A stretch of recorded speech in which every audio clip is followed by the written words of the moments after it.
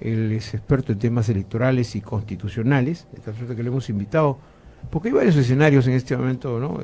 Vinculados al tema de elecciones, la más reciente, la de Venezuela, con el triunfo de Hugo Chávez, y que ayer escuchaba ya más tranquilo y más atento cómo el candidato perdedor Enrique Capriles se expresaba de Chávez. Parece que hay un grado de madurez en la política venezolana, ¿no? Independientemente de las actitudes o gestos políticos que tiene Chávez. Sin embargo, Enrique Capriles dijo que por el bien del país, de su país, de Venezuela, él no iba a convertirse en un retrógrado, ni mucho menos en un incendiario de praderas, sino que realmente quería que la democracia funcione y que ya se había logrado un avance importante, ¿no es cierto?, con aglutinar más gente para la línea política que él estuvo promoviendo y aspirando para la presidencia de Venezuela. El presidente Chávez va a tener 6 años adicionales, con lo que cumpliría, si es que combina su mandato, si su salud se lo permite, 20 años en el poder. Ya realmente batería sería el decano de los mandatarios, ¿no es cierto?, en América del Sur, por lo menos en América del Sur. ¿Cómo está, doctor Castiglione? Qué gusto saludarle. Bienvenido a Radio Nacional. Bien, gracias y felicitarlos por esta nueva etapa de Radio Nacional. Efectivamente, aquí estamos todo un equipo de profesionales decididos a hacer un periodismo plural y responsable, veraz, ¿no? Siempre es importante. La información.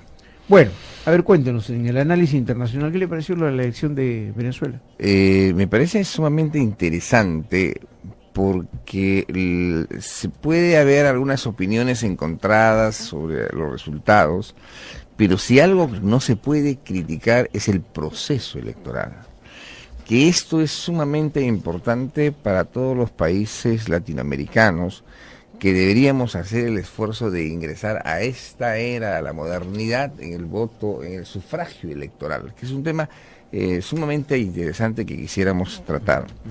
El ciudadano se apersona a sufragar con su cédula de identidad y con los 3 últimos números se verifica si es la mesa que le corresponde. Posteriormente, esta le entrega a una persona integrante de la mesa y la persona ingresa al sistema, a la máquina, estas máquinas tipo las que nosotros tenemos en los centros bancarios, en los centros comerciales, ingresa para ver si se trata de el ciudadano. Cuando la máquina identifica que se trata del ciudadano, entonces recién se abre la máquina para que pueda introducir su dedo, y cuando se introduce su dedo se identifica al ciudadano. Entonces, en ese momento, el presidente de mesa abre la máquina para que pueda emitir su voto.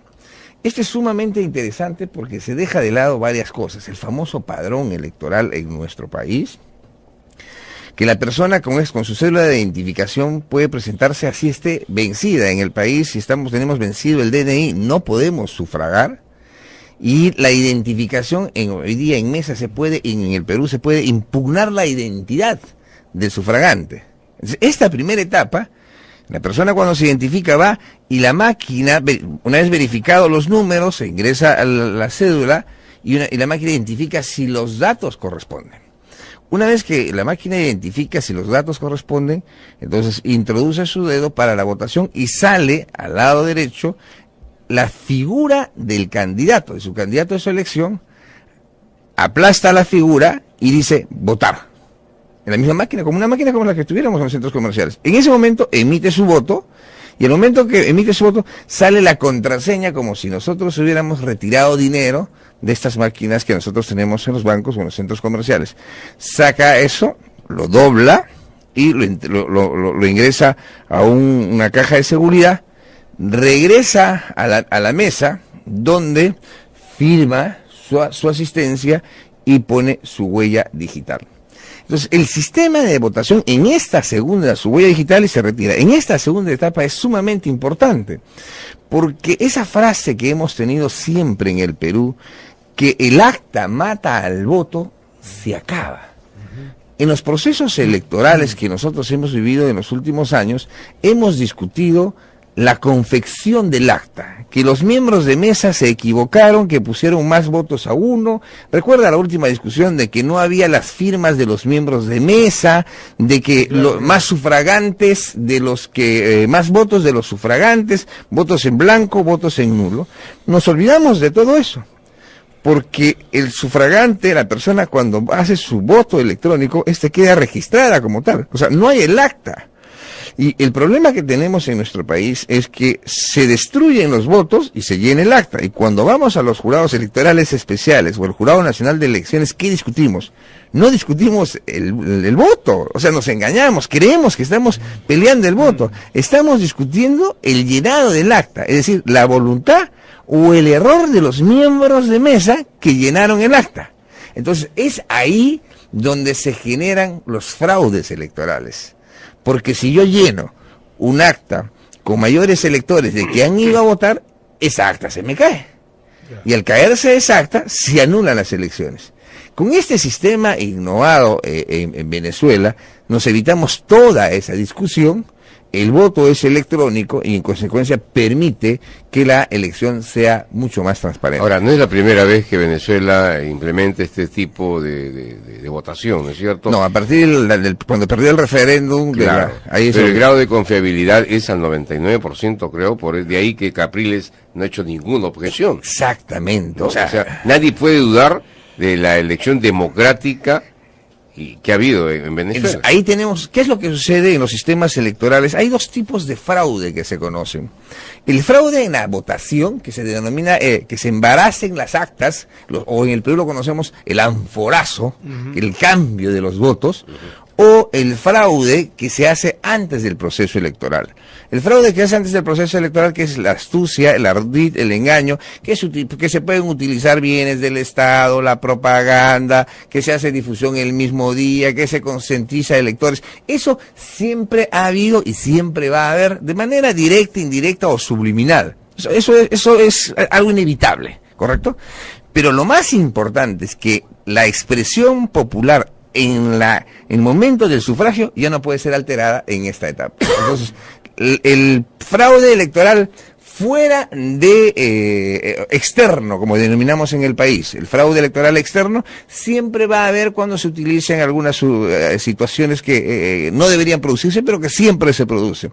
Pero el fraude electoral dentro de la Cámara de Sufragio, que aquí no hay cámara porque el voto es abierto, entonces es sumamente importante, aquí ya no se va a dar, con lo cual la real expresión va a estar representada en la votación. Ahora, en Venezuela no hay voto obligatorio, el voto es voluntario, sin embargo, en estas últimas elecciones ha acudido la gente masivamente a votar, ¿no? Ese es otro indicativo del grado de madurez cívica que tiene los venezolanos.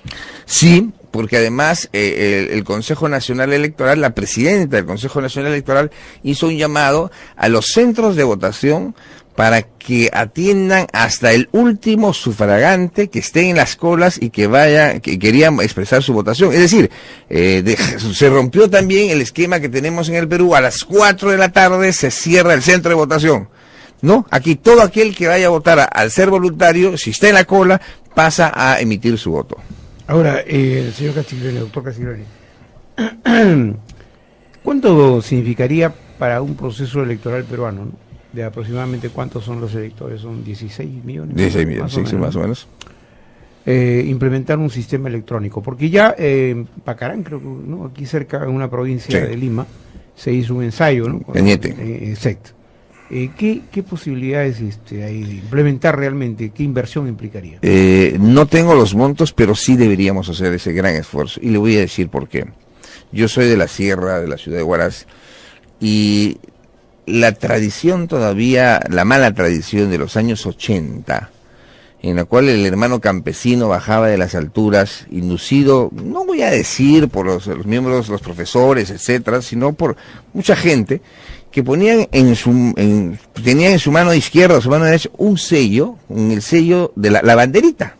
Ajá. Entonces, yo tengo que votar por la izquierda unida en esa época, ¿correcto? Entonces llegaban al acto de sufragio y entonces tenían apuntado esto. Entonces, el desconocimiento de nuestro sistema electoral nos lleva a inventar muchos estilos de muchas motivaciones para fraude. En los últimos, no en el último, sino en el anterior proceso electoral, recordemos que se esperaba que vengan los votos del extranjero y los votos de provincias, pero de las provincias, de las alturas de las provincias, para definir quién pasaba a la segunda vuelta. ¿Por qué?